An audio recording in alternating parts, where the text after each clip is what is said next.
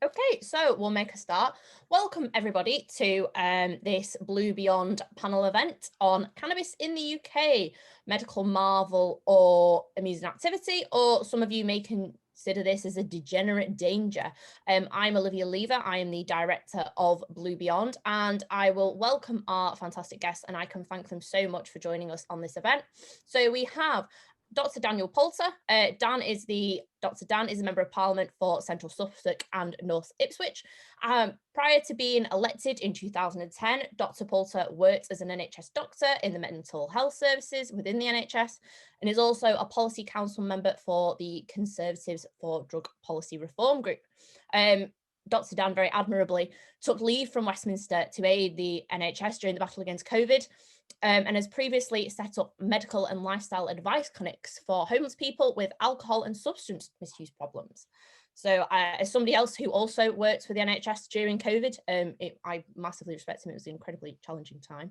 And then also we have Daniel Pryor from the ASI, Adam Smith Institute. He's a head of programs. He's authored a wide range of policy within his roles at the ASI, including drug policy and lifestyle freedoms. He's also authored and contributed to a variety of different reports, including the Neoliberal Manifesto, and regularly appears in the media for the ASI. He's always on the telly, always on the radio, doing many a thing for the ASI.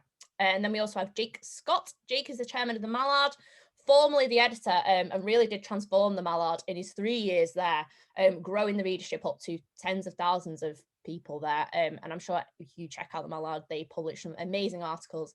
And I have huge amounts of respect for Jake in the work that he has done there. And he is a doctoral researcher at the University of Birmingham, specialising in political theory and populism. Connor Tomlinson we have here as well from the British Conservation Alliance.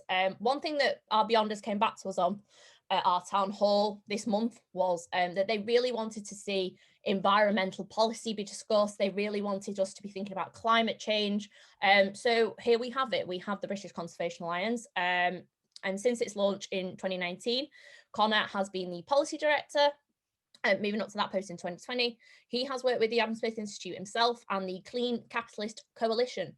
He has also authored many papers on sustainable reforestation strategies, post-COVID financial recovery methods, and nuclear power.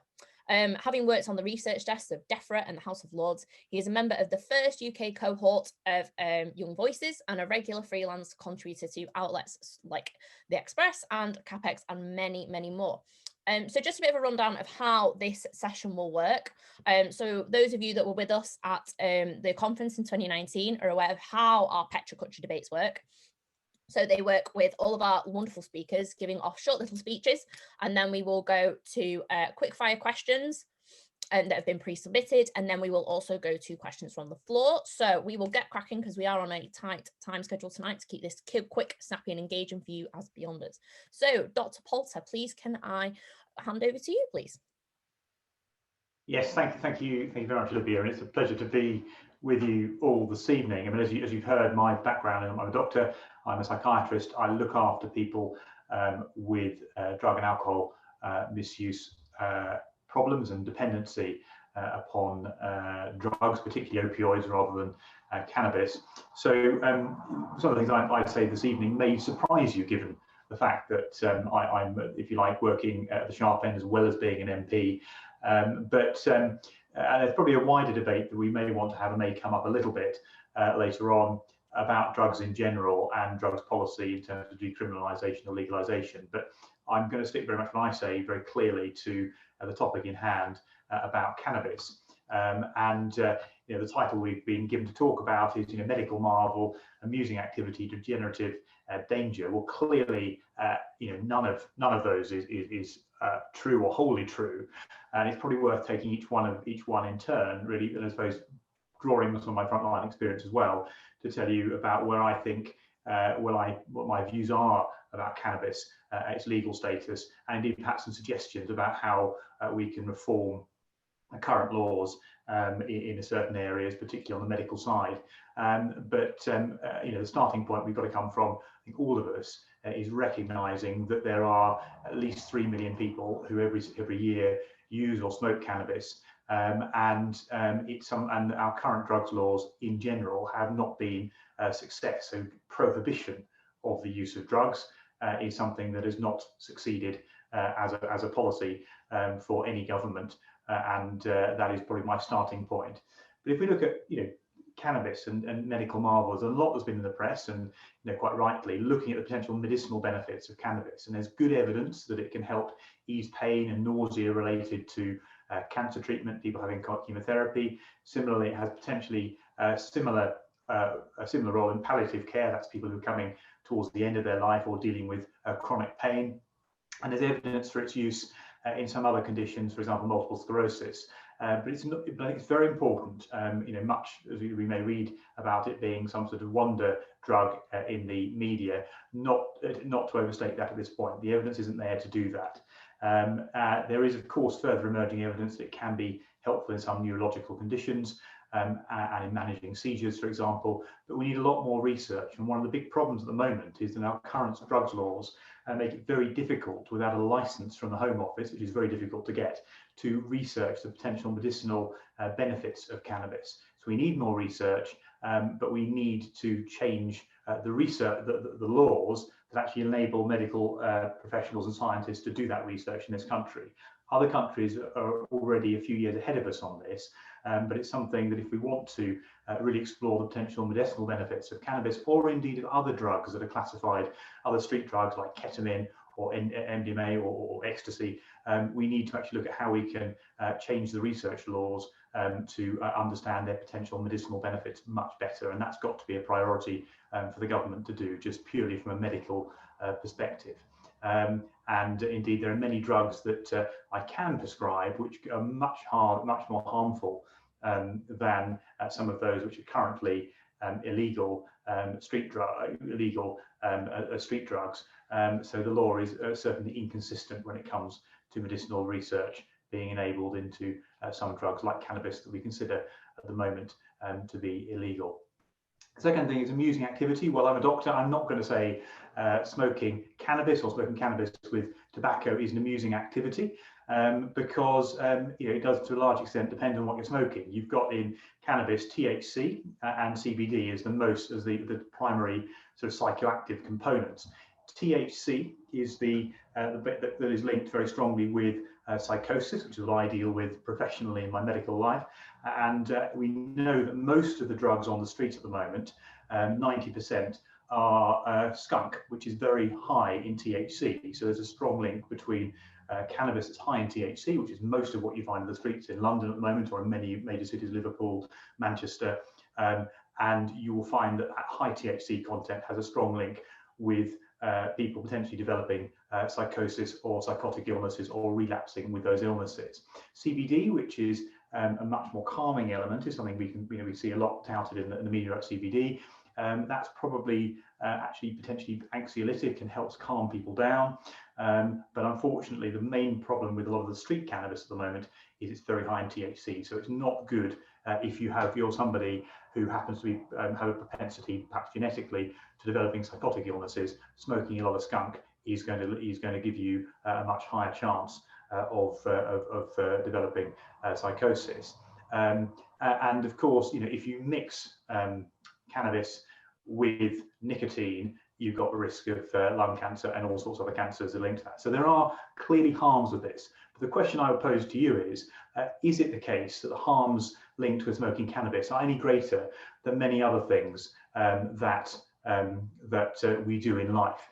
So the idea that this is some degenerate danger, certainly it's not, when it's smoked between 5 and 10% of the population in any given year. Yes, there are those adverse health outcomes associated with cannabis use, but they're no more, and in fact much less harmful to physical health than chronic alcohol misuse, obesity, and many other conditions which we deal with on the front line of the NHS every day. So it is, I think, an oversimplification to say that just because there are adverse health outcomes, that it is a degenerate danger in smoking cannabis. We need to be aware of the risks of that, but we also need to be aware as we are of drinking too much, eating too much, and many other things that we know can lead to bad health outcomes. So all of those. So yes, I say none of the above. But we need to understand where we need to go with cannabis policy. And there's a wider discussion about broader drugs policy, which this takes a part in.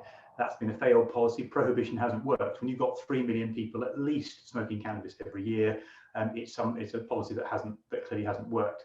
And I think we need to accept that the current laws are outdated. They're outdated on medical research. They're outdated in fact that we have a population that is flouting the laws. But we also need to accept that the police do not often want to view cannabis smoking as an enforcement issue. And in many parts of the country, there's a de facto decriminalisation anyway of cannabis possession. However, what we should be aware that in London particularly, and in many cities, there's a disproportionate use of stop and search powers on many people from Black and minority ethnic communities, and that often results in can often result in higher rates of prosecutions for possession of drugs amongst those communities. And I think from a race relations perspective, there's an important aspect there that needs to be looked about and thought of. So my suggestions, and I'm in the process at the moment of actually writing a paper with some other MPs to the government about this, to make recommendations to number 10. Firstly, we need to remove the barriers to research, and the Advisory Council on Misuse of Drugs, the ACMD as it's called, needs to report and give us advice on how to do this, because at the moment there are some potentially strong medicinal benefits from many street drugs that we can't properly research because of hugely outdated drug laws and the need to get a license from the Home Office. Well, that's impractical and difficult to do, so we need to change those rules. We also, in my view, need to decriminalise the possession of cannabis as a first step. Let's not have an arbitrary decriminalisation effectively because of how the police enforce the law in certain parts of the country. Let's not have different population groups, Black and minority ethnic groups, being disproportionately penalised for possession of cannabis. Let's actually have a de facto, not the de facto decriminalisation, but an actual decriminalisation of the possession of cannabis as a first step. And finally, what I would also suggest is that we need to have a proper royal commission looking at the evidence about whether or not all or certain street drugs should be decriminalised or indeed legalised. I'm sure others have very strong views on that and something we can pick up in the discussion. But you know, our drug laws have failed. They're preventing appropriate medical research. It's time to reform them. It's time to decriminalise possession of cannabis, and it's time to actually have a grown-up discussion and a royal commission to look at actually the evidence about how we can have drug laws that are fit for the 21st century. Thank you. Perfect. Thank you, Dr. Dan. Over to Daniel Pryor at the ASI. Sure thing. First off, thanks a lot for inviting me. For those of you who aren't familiar with the ASI, the Adam Smith Institute, we're a free market think tank based in London. We call ourselves neoliberals, which I'm sure will raise eyebrows amongst many of the attendees tonight. We're quite a small think tank in terms of staff and budget. We like to think we punch above our weight in terms of impact. And in terms of drug policy specifically and cannabis policy, we were the first think tank in Britain to actually publicly support recreational drug legalization and regulation. We've been active in the kind of campaign for cannabis legalization for nearly 30 years will have been now. And the kind of perspective we take on that is a fairly free market and socially liberal one, but most importantly, I think an evidence-based one now that we've got case studies of various countries that have recreationally legalized cannabis. And just, I'm going to start off with a very quick bit of background here. Obviously, most of you are already aware the kind of way that we control substances in the UK is kind of Class A, Class B, Class C, covering possession, supply, and production of illicit drugs, and cannabis fitting into Class B. The prescribed penalty, at least in law for that, for just possession, is up to 5 years in prison, up to 14 years in prison for supply and production. And as Dr. Dan mentioned, this kind of isn't really heavily enforced anywhere in the UK. And the kind of idea that it's a war we never fought, although coming from a different side of the argument, I think it is broadly accurate. And you contrast these laws that we have in the books with the fact that 1 in 3 people in England and Wales, at least, have tried cannabis at some point in their life. A third of the population has taken cannabis at some point. If you look at polling on this issue, most recently, kind of over the past few years, we're starting to see creeping up to a majority of public support for recreational cannabis legalization, give or take a few percentage points. When it comes to the Conservative Party membership, the Conservative Drug Policy Reform Group that Dr. Dan is a part of, did some polling on this and found that the membership was roughly split around 50-50, which actually surprised me quite a bit, to be honest. I was a little bit more pessimistic than that, coming from the stance that I do. But just to quickly summarize some of the problems I see with our current approach, and I'm sure many of you will have heard these arguments before, the fact that young people have very easy access to cannabis, drug dealers don't ask for ID, the fact that cannabis is completely unregulated, and you've got risks that come with that related to contamination, uncertain potency, no health information, no quality control. Of course, you've got the huge and very violent criminal market that's associated with cannabis as well as other drugs, but cannabis certainly plays a role not just in fueling that violence, the Home Office admits as much, but also subsidizing the other parts of the illicit drug trade. There's other problems that you mentioned here as well. Previously, you look at this kind of lack of rule of law in terms of enforcement. Even though it's technically illegal, we kind of have made a mockery of the rule of law, and different police forces obviously enforce laws at different levels of intensity around the UK. And even though the number of people actually imprisoned for cannabis possession is fairly low, if you look at the criminal convictions and the associated criminal records, there are hundreds of thousands of those over the past decade or so. And these do significantly hurt people's life chances in various areas. And Dr. Dan's already mentioned the racialized enforcement related to stop and search. If you look at people from Black and minority ethnic backgrounds, they're no more likely to use cannabis than other subgroups of the population, but they're about 9 times more likely to be stopped and searched on possession, on grounds of possession. And then there's the child exploitation issue as well. We often hear about county lines gangs, or it's in the news, or if you're a Netflix fan watching Top Boy, and there's an estimated 4,000 teenagers involved in these county lines drug smuggling operations, and that's just in London alone. And of course, there's a lot of human trafficking involved for the various illegal cannabis farms that operate in the UK, and many of the people involved in those are young people as well. So really, there's 3 kind of ways that we could move on this. There's a kind of doubling down approach of dedicating more resources to policing, actually enforcing the existing laws on the books fully. There's decriminalization, the kind of Portugal model, although just for this case in cannabis, a public health approach that focuses still on tackling illegal supply, but tries to kind of work with people who are struggling with cannabis use disorder. And then there's full legalization with regulated markets, and this can take very different forms. You can have a state-run monopoly on cannabis with plain packaged cannabis only being available from, say, pharmacies or something, or you can go down a radical free market route, which it may surprise some of you I don't support, where you have complete freedom to basically sell cannabis in Tesco and do whatever you like.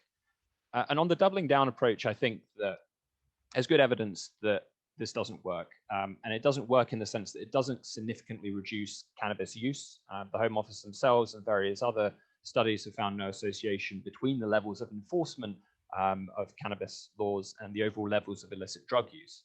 And of course, even if it was the case, and I think that it will reduce use slightly, the use of cannabis is not in itself a very good proxy for success here. It's about problem use, and it's about the associated harms related to the trade and how a different legal framework would affect those.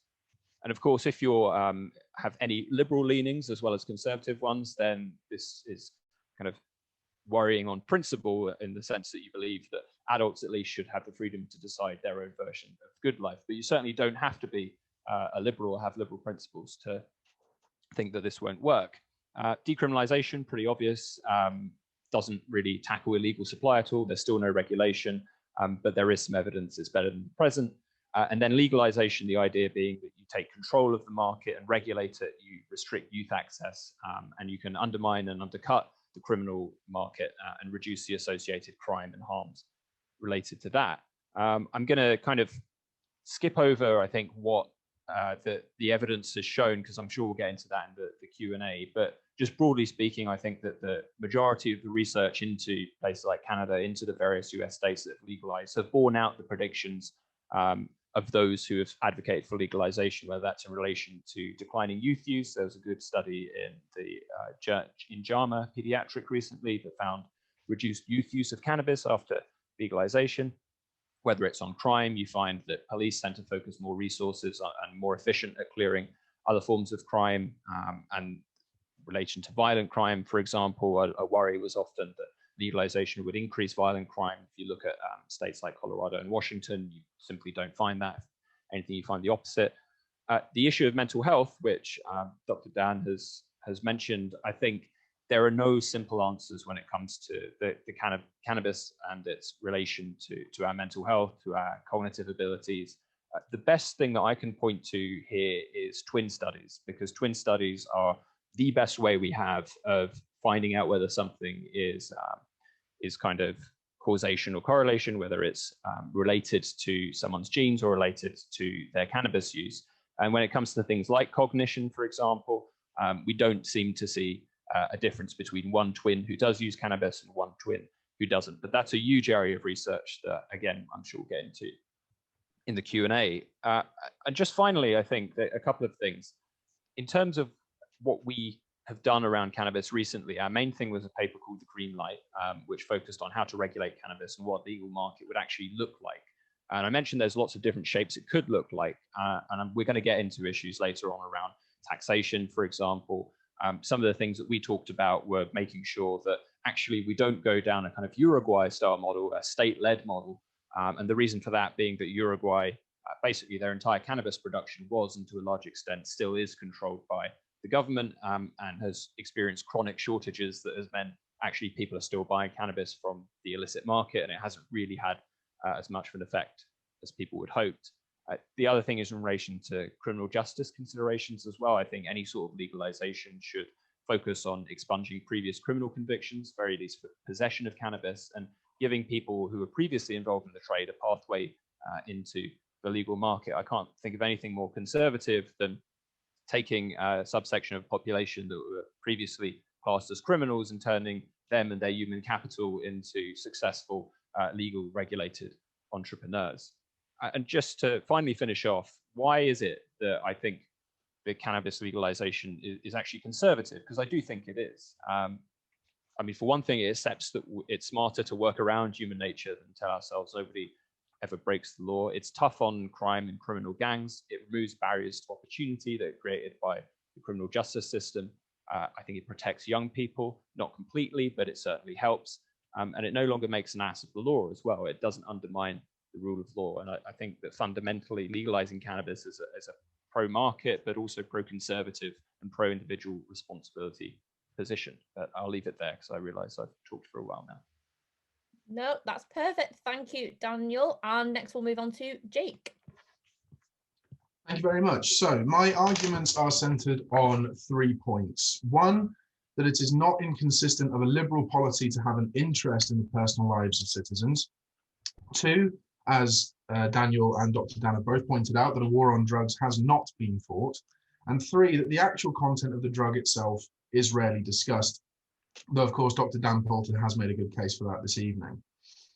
So first, the liberal presumption of self-governance and the freedom from interference usually underpins a desire for legalization or decriminalization at the very least. However, it is the paradigm of liberal politics that relies not merely on the conditions for liberty, but on the ability to exercise liberty. This is an argument that has its roots in the philosophies of Thomas Hobbes, John Locke, Edmund Burke, and of course, Adam Smith. In Smith's lectures on public jurisprudence, for instance, he noted that the arguments from utility for entering into civil society are predicated on avoiding greater evils and to submit to the government's decision for the good of the whole. So clearly then, for the concern for the good of the whole is a key part of Smith's foundations of government and liberal society in general. From this, it is an important part of liberal political systems that they make conditions, as I say, for both the existence and the achievement of individual liberty. In Tim Zhao's words, the state has an interest in protecting the conditions for individual liberty, and therefore an interest in restricting substances that impair, destroy, or otherwise frustrate the conditions for individual liberty. So of course, it's then incumbent on me to prove that cannabis satisfies this criteria, and I think it's pretty easy to do so. The website Attackers Smoked Cannabis offers such a comprehensive catalogue of the impacts of cannabis on the mental faculties that one must bury one's head firmly in the sand to ignore it.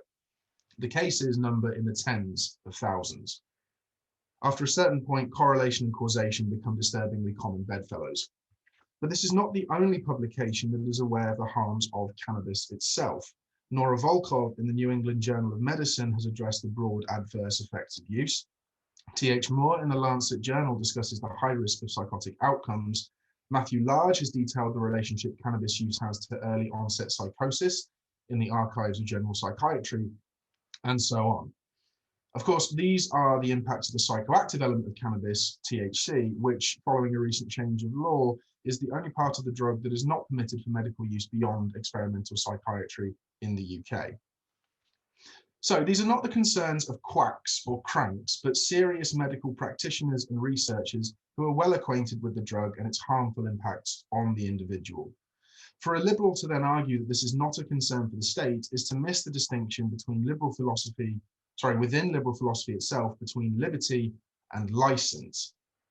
Liberty pertains to the exercise of mentally mature individuals, as J.S. Mill famously argued in his text On Liberty.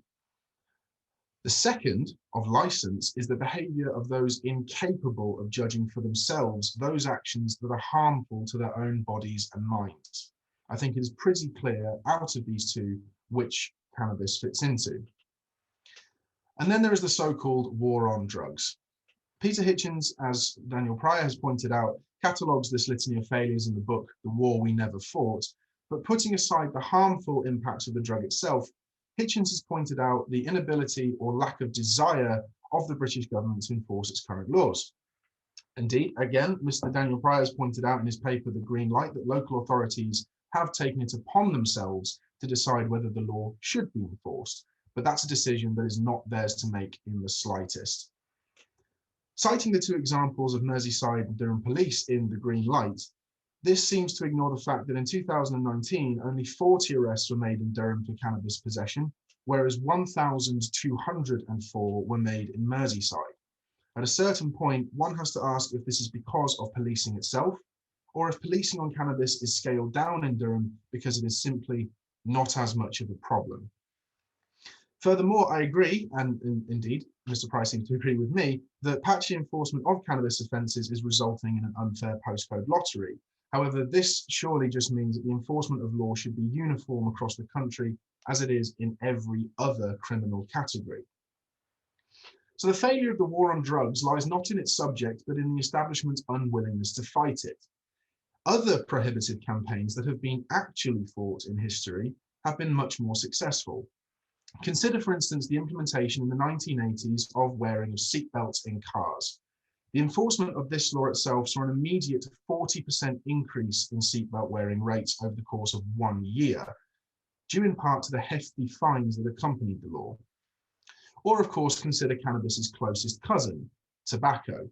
Anyone cognizant since 2004 will be aware of the massive decline in smoking habits in Great Britain, and the National Centre for Biotechnology Information shows us that a steady decline of 0.4% per annum in smoking has followed the introduction of anti-smoking campaigns in the last 20 years.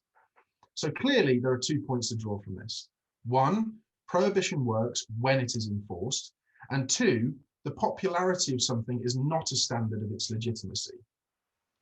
Finally, there is the broad absence of a discussion on the virtues or lack thereof of the drug itself. Pro-legalization campaigners like to pretend that legalization would reduce the black market, encourage an industry to grow from which the state would benefit in taxation, and curb the associated criminal culture that surrounds it. But each of these claims are bogus for different reasons, most importantly because they are not connected to the drug in question.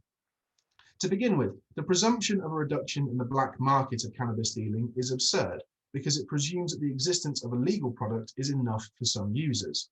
In March 2020, The Guardian ran a story detailing not the decline, but the explosion in black market dealings in North America where the drug is legal because, and quoting from the article, the legal stuff is garbage. Those who avoid the legal drug claim it is boring, expensive, and subpar. Following this, in the same vein, the bursting bubble of the cannabis market in Canada shows us that the supposed benefits are too few to reap. Now, I know what comes next. Further claims of deregulation to encourage growth. But to paraphrase Christopher Snowdon, utopia is always merely one deregulated industry away. Finally, we come to the criminal culture of cannabis. Even if the stated 2 facts were not true, and we suddenly legalized cannabis tomorrow, the criminal culture surrounding it would not disappear, partly because the black market would boom, as I say, but also because for criminals, it is not the product that matters. The laxity in enforcing the law has allowed a massive criminal network to emerge that sees drugs as merely one form of income and control. If you look to Portugal, for example, you'll see that there's been a 40% increase in homicides related to drugs during their decriminalization program. And HIV infection related to intravenous drug use were, by the middle of the first decade of this century, the third highest in Europe. But even if these points were wrong, the problem lies for me lies in the fact that it is not cannabis that seems to be at stake in the criminal dimension. If the subject of the debate were different and the outcomes that could be claimed were the same, I can imagine the pro-legalization activists would make the same claims. First, that it would reduce crime. Second, that it would boost taxes, which they almost uniformly despise anyway. And third, make the product safer. I am not suggesting that they will one day advocate for the legalization of other drugs, such as, say, cocaine. I am saying that they already are. Thank you very much. Thank you, Jake. Thank you so much for that. And next we will move on to Connor from the BCA. Oh, poor you lot, saving the worst till last. So some of the stuff I might open with may be a retread of some of the ground that's been covered by the other three speakers, but I'll do my best to make it somewhat entertaining, let's put it that way. So the UK's one of the world leaders in cannabis exports in the last couple of years. It was the highest worldwide in 2016, 45% of the global total. And it's been prescribing medicinal use since about 2018, but the industrial use has been around quite long before that. The recreational use has been illegal, as Daniel said, it's been moved between Class C and Class B since about 2014. But all its legislative history around legalization has been based on the popularity of its use. So not its violation of rights, not its lethal potency increase, etc. Just essentially the amount of it that's been on the streets and people have been using. So that's to say the governance concerning cannabis has moved outside the remit of defence of personhood and property rights and into the legislation of desirable sociocultural outcomes.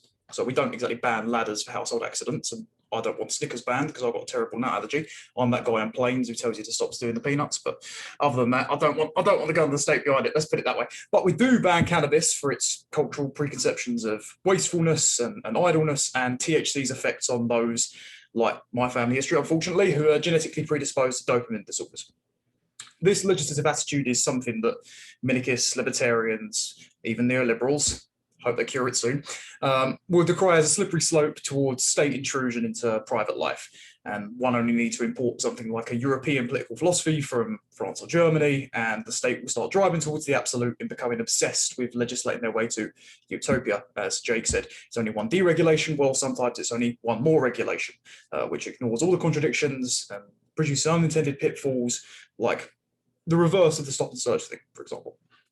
Which impacts the least powerful along the way. So it's an antithetical framework to what something I work with when I'm doing policymaking for market environmentalism, because that aims to empower the private sector to voluntarily adopt sustainable business practices and have all the actors with a stake in the trajectory of the market and profiting from it succeed and fail on their own merits, rather than succeed because of their monopolistic alignment with whatever ideology the state happens to have been elected to implement at the time. But as far as purviews go, I mean, my input into the argument isn't going to be as much cultural as Blue Beyond's members wanted me to talk about the environmental one. Also, I'm going to back off the cultural argument personally because I don't have a dog in the fight, as being an alcoholic is costly enough, and I don't really want to upset Jake too much in case I fancy publishing for the Mallard again sometime soon. So instead, I'm going to talk about the industrial benefits of industrialized cannabis and sort of what amending the policies around it can do for upping British agriculture in a post-Brexit economy, because it's obvious we're going to be competing with the EU in terms of production value sometime soon. And if we want to be on the forefront of the 2050 net neutral goals, cannabis can be one of those tools in our arsenal which will get us there a lot more reliably and ahead of the curve on the international scale. It's less tantalizing a topic than, will you get banged up for passing a blunt around a drum circle, but bear with me. So one of the uses of fast-growing hemp vary. So it's human, livestock, pet food, therapeutic and fuel oils, clothing, fabrics, paper, cement, bioplastics. Essentially, if we start growing it, I might be able to keep up my comic collection without ruining the earth. So fingers crossed. But one of the microcosmal uses is we can look at its practicality, something that's quite easy to look at for its diverse utility, is the plastic bag crisis Labour were banging on about during the last election. Now, if we're going to talk about Labour's environmentalism, maybe they shouldn't have put Miliband in charge of a zero carbon army. Probably doesn't signal that you're taking it all that seriously, but we'll believe them in that they really believe in this plastic bag crisis. So term bag for life sales, which have been promoted as one of the solutions, with sales up 26%, I believe it was 2018, there were 1.5 up to 1.5 billion, rather. 54 plastic bags owned per average household. British supermarkets produced 903,000 of plastic packaging, which was a 17,000 ton increase from 2017. So, in trying to make it more durable and recyclable, they actually just cranked out a ton more plastic. And same with Australia. When they banned plastic bags, it just caused an uptake in production of thicker, less biodegradable plastic bags used for your rubbish. Because before, people were just chucking it in a carrier bag and sticking it outside. But instead, if you're making twice the production, well, you can see where that goes. So using the framework of incentivising voluntary adoption of sustainable business practices, the government should look to liberalising market activity to adopt alternatives rather than doing something as cack-handed as a plastic tax, which has, again, all of these unintended externalities when they're trying to transition to net neutral. So with durability and reusability the priority on top of sustainability, you've got to have a material that replaces the plastic. Bioplastics, even though they create a lot less emissions when created, they can also have, in many cases, other environmental impacts that aren't quite as good as things like paper and fabric. But as anyone knows as well, paper, anyone that shops at Primark and then immediately steps out in the rain, paper in terms of durability aren't the best. So a lot of people are looking to fabric. So paper at the moment take 4 times the energy, 20 times the water, 70 times more air and 50% more water pollutants to make than a plastic bag. Fabric takes about 20,000 uses to offset the energy required to manufacture it compared to disposable plastic. But considering the uptake in shares of renewables in what's going to be our energy sources in coming years, their emissions are less of a problem than, again, the durability and reusability is. Especially when things like manufacturing in the coming years, especially if it's repatriated a little bit more after Brexit, as we've seen in terms of a lot of the car manufacturers, for example, now refusing to leave, unlike what The Guardian predicted. We're going to get closer to something like the American standard, where there was a recent report that said about most of the goods produced in America in the last few years compared to their developing nation counterparts, they're about 80% less of the emissions are produced per good than over there, which was, I mean, it's a standard we want to be following. So again, with the concerns about durability, fabric's more weather resilient, and hemp provides an abundant source of durable fabric fibers. So 1 acre of hemp can yield 1,300 pounds of fiber on average. That's about double of that on cotton for less emissions, quicker growth time, and less putting it together. So the industrial hemp industry will provide more more reusable bags, for example, than all of the other materials combined. And as we wean ourselves off plastic as an industrial byproduct, we're going to have less and less of that waste material to even go on disposable bags. So something like a massive hemp industry would be really beneficial as a transitional material. And then having a massive hemp industry for that sort of period, what we're looking for, purpose, there's the one. It will have loads of knock-on effects. For example, we'll start breaking up the monocultures, which is a massive problem for pesticides. It will create more of an incentive to have innovations in indoor and vertical farming, which I know our president at BCA, Martin, it's his favourite topic, so I thought I'd sneak a little reference there. And it will, by diversifying into hemp-related stuff, it will essentially act as the precious metals investment for agriculture to future-proof it against a shortfall, like a stock shortfall would. Because with the effects of future climate change, the sort of developing nations which aren't as economically buttressed will be the ones that suffer more in terms of population costs, which is, again, going to be tragic. And that's why we have a vested interest in helping out our partners overseas.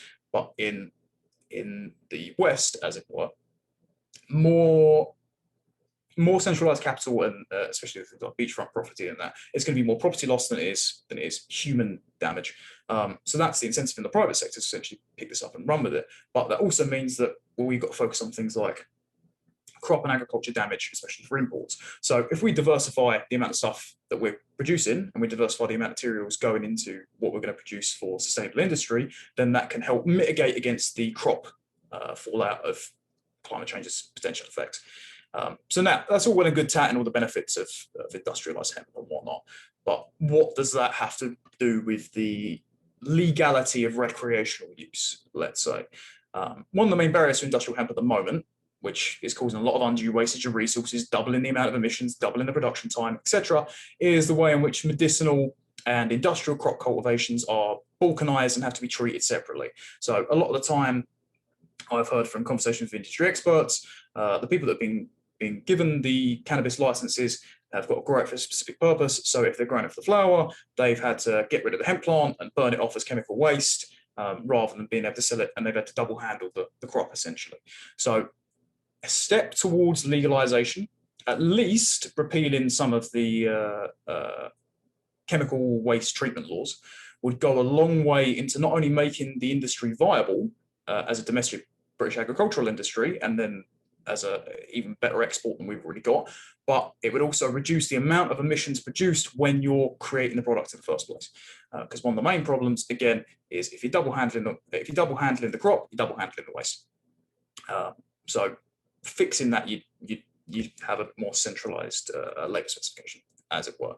If we want a sustainable industry, the medical and agricultural innovation, sort of cleaner, greener future vision the Conservatives are trying to lay out, then the government's got to make more efforts to repeal obstructive existing legislation and fees concerning the cultivation, disposal, and sale of cannabis plants on private land. If it takes legalization to do that, there are principled and pragmatic arguments which support it. Even if it's just repealing a lot of the obstructive rules around the licenses or the fees that you've got to take to get the licenses or the 3-year expiration dates, that's something which anyone with environmental bent can get behind. Amazing. Thank you so much for that, Connor. So we are running a bit short on time. We've got 20 minutes now for pre-submitted questions, and we have also got and we will also have maybe a chance for a few floor questions. So the first question that we have is from Ben Flurry. Ben, are you able to unmute yourself, please?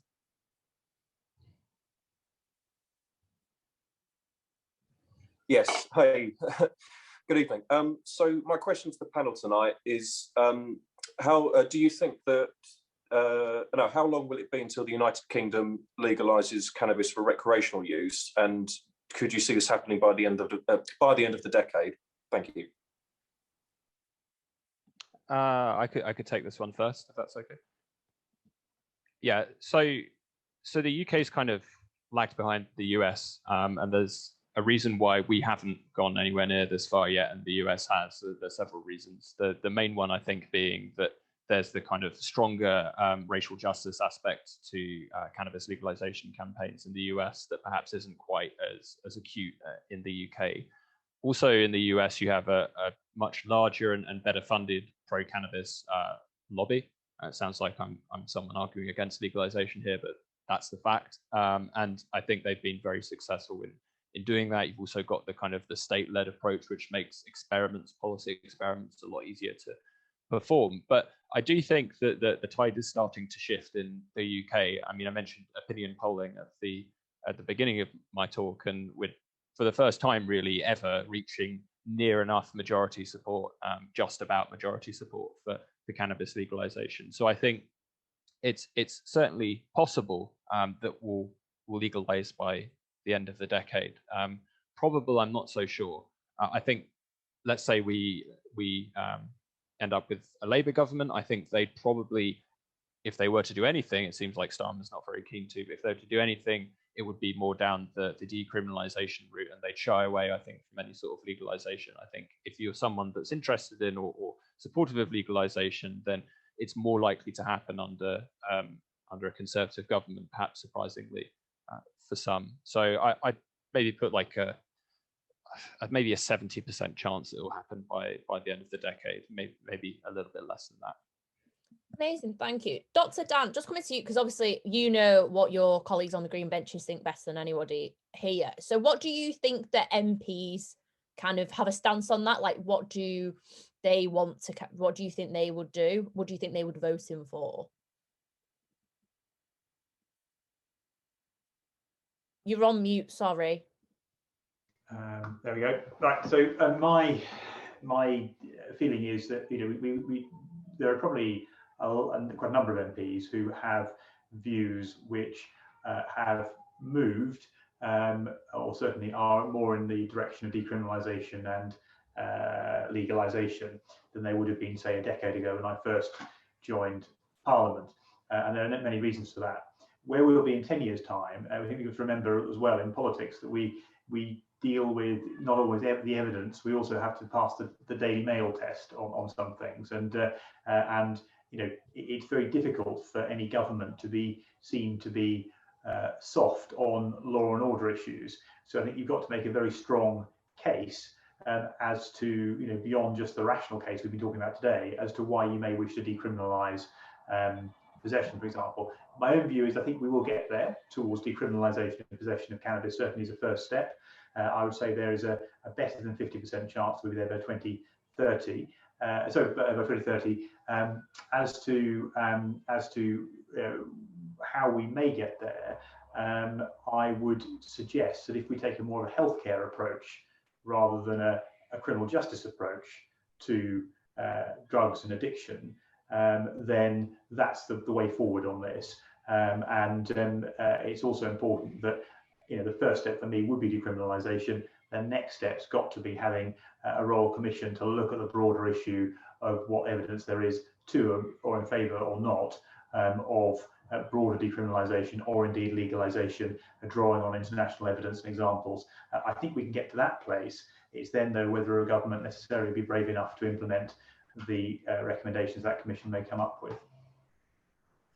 Amazing, thank you so much. So we'll go on to our next question just for the sake of time. So please can we have Cameron Kitch, I think I pronounced that right, I do apologise if I've not, who's going to ask a question to Dr. Dan, and then Dan Pryor as in the ASI. Thank you. Yeah, cheers, thank you.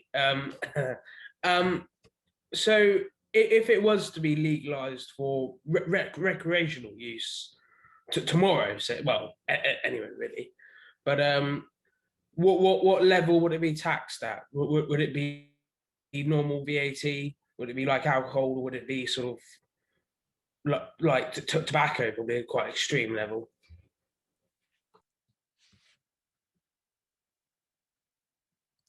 Did you want me to take that one first? Or? Yeah, either. Sure. Which one of you has an opinion? Yes, please. So I think there should be an excise tax similar to, not in terms of level, but in terms of design, similar to alcohol and tobacco. But tax design is really important. If you look at places like Alaska and Washington State in the US that levied extremely high taxes immediately after legalization, they tended to have less of a shift towards the legal market than those that started off at a lower level. Now you can start off at a lower level and then ramp it up. The recommendations we made in our paper was to tax it in such a way that we achieve price parity with the illicit market, because like Jake mentioned earlier, people do remain in the illicit market for a variety of reasons. One of them is that the illicit market can often be cheaper than legal cannabis, and that's especially true in the early stages of legalization. The only other tax thing I think is important to mention is, much as we tax whiskey at a higher rate than beer, I think there's a case for a THC-based taxation, and kind of classic, economic justification being that if we accept that THC levels are a good proxy for the negative externalities that are being caused by cannabis consumption, then you simply internalize the externality through that sort of tax. And there's plenty of places that have legalized that are in the process of trying to design this, whether it's US states or proposals in Canada. So it's not just about the level, although that's important. It's also about the kind of the method by which you tax it, so as to incentivize best health outcomes whilst making sure you don't blunt the effects of, if you pardon the pun, legalization on tackling the illicit market. Amazing, thank you. Yeah, so I mean, just very briefly, I actually agree with a lot of what was just said. We're not saying, and if you're saying you're going to, if you go down the legalization route, and I think probably I would support legalization of cannabis. You've got to recognise that this is not a harmless drug, and you don't want to say, I don't want to encourage people to use it. They may want, there's an element of personal choice involved here. And we've got to recognise that cannabis has adverse outcomes. I think the point that was made earlier about genetics, just with physical health, with mental health, you have certain genetics that may predispose you to developing psychosis, and then things like cannabis may tip those people who are predisposed a bit over the edge to developing psychotic illnesses. We've got to recognise those negative outcomes. We've got to recognise the links potentially to if you mix it with smoking as well. So I think you've got to have a tax regime if you're going to do that, that probably based on THC levels makes sense, because that's the harmful element of cannabis that's linked to psychosis. So that makes a lot of sense to me if you're going to legalise it. Amazing. Thank you so much for that. Moving on to our third question, which is also for Dr. Dan and which is for Jake Scott. And Sam Hall, please can you unmute yourself, love, and ask your question? Thank you. Hi. Yeah, we accept the risks caused by alcohol as a legal drug in our society. How does this play into the debate surrounding decriminalization?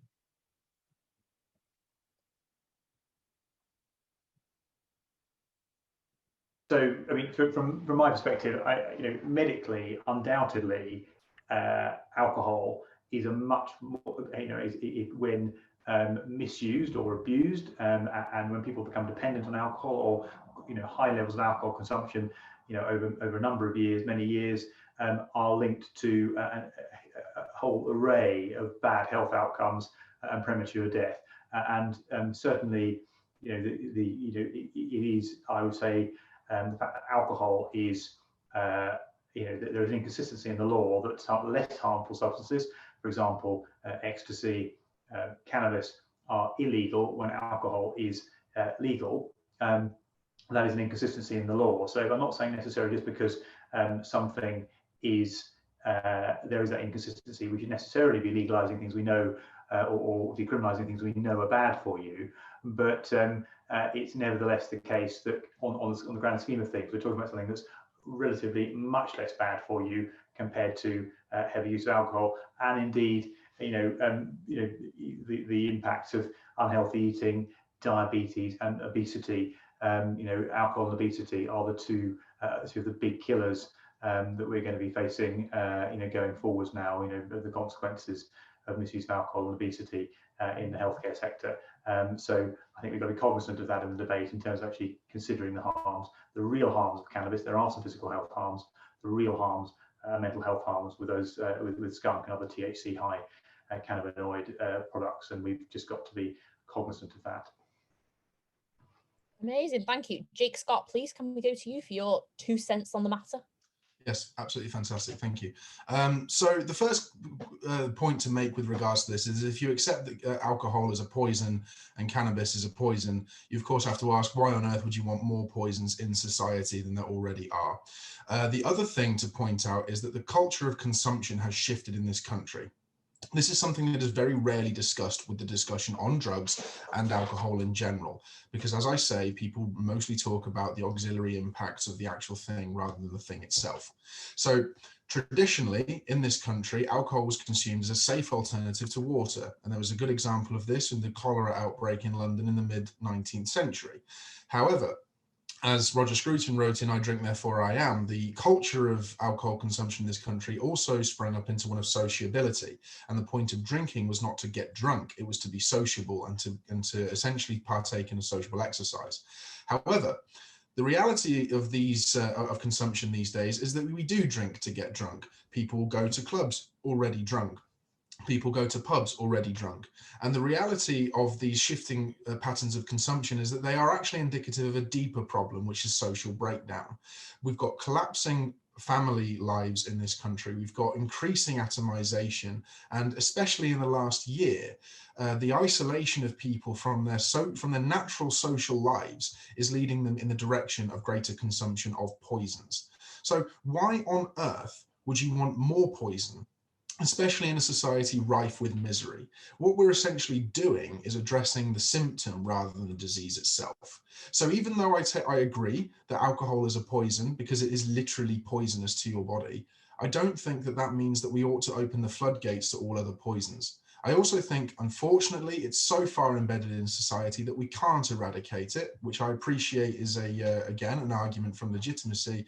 And I'm not really convinced by that argument. I think prohibition could work, especially when you look to the United States. The vast majority of counties are still dry counties, and you can't purchase alcohol in the vast majority of counties in the United States, never mind drink it. So yes, unfortunately, the reality is, as Dr. Dan says, weed is better for you, but why on earth would you want another poison in society? Amazing. Thank you so much for that, Jake. Moving on to Ollie Patterson, who is now going to ask a question to Connor, please. Hi, good evening. With cannabis having many alternative uses, such as for fuel and oil, if legalized, is cannabis a genuine substitute? And how far would any growth in the cannabis industry help us to achieve our environmental targets in the UK?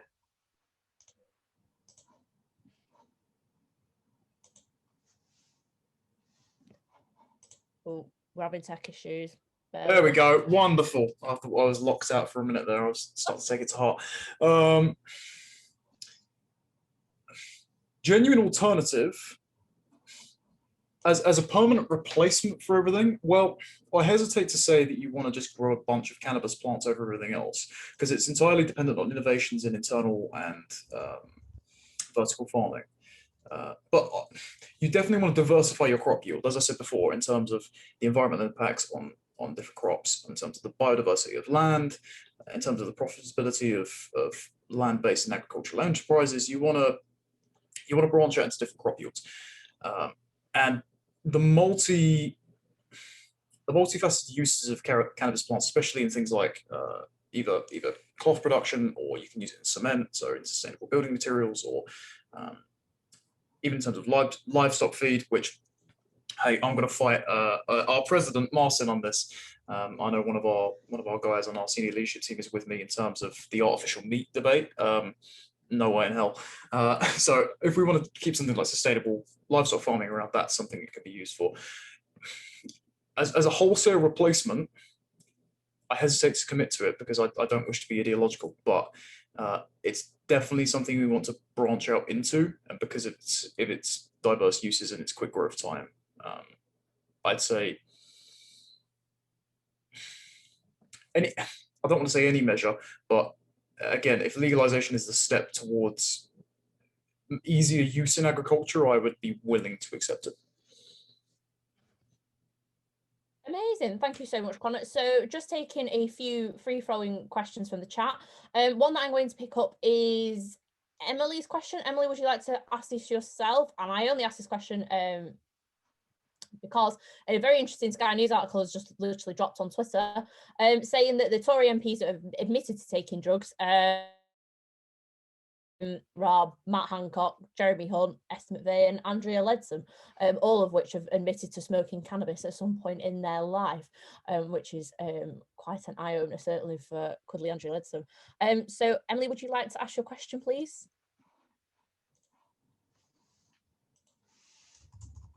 Is she still on the call? Yes. Oh, there we go.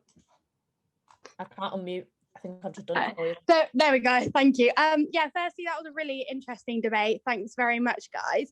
I was just wondering, do you think it's hypocritical for people, or in this case, MPs, who have, for example, smoked weed in the past to now oppose decriminalization? Or do you think that that is a valid development in opinion?